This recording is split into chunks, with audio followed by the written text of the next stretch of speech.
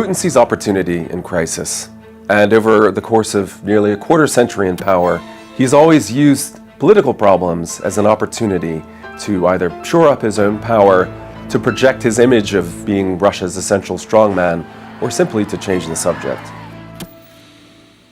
In 1999, Putin was a political nonentity. He was a gray, almost anonymous former KGB agent. But then a series of apartment bombings set off panic through Russia.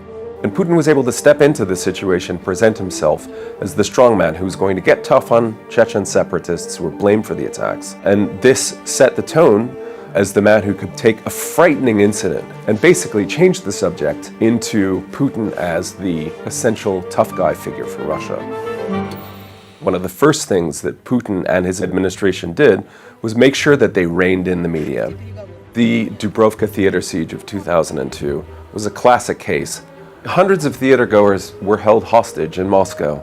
It was a shocking event, but even more shocking perhaps was the rescue operation in which more than 100 hostages were killed. The Kremlin turned the crisis into a crackdown on the media, an opportunity to consolidate more power and make sure that there was not going to be embarrassing questions about the response of the authorities to a horrific attack. The hostage crisis at the school in Beslán in 2004 was another horrific incident that drew shock and horror around the globe. The rescue operation was botched. Security forces stormed a building, hundreds of hostages were killed, many of them children. But what followed was Putin doing away with the direct election of governors, replacing it with appointments, and basically consolidating what's called the power vertical in Russia.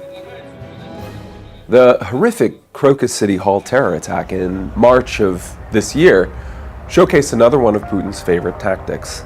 Essentially, after this embarrassing lapse in security and warning from the US that a terror attack was imminent, the Kremlin essentially changed the subject, played the spin game, and started to pin blame on, implausibly, Ukraine. Кому это выгодно?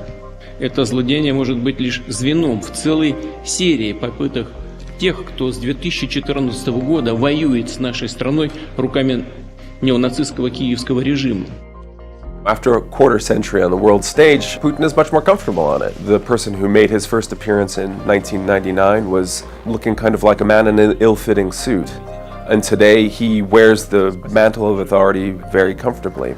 And that's the role that he plays, acting presidential and playing the role essentially of the new Tsar. So whatever events we see further down the road, the main thing I think is to continue to project that image of unquestionable power.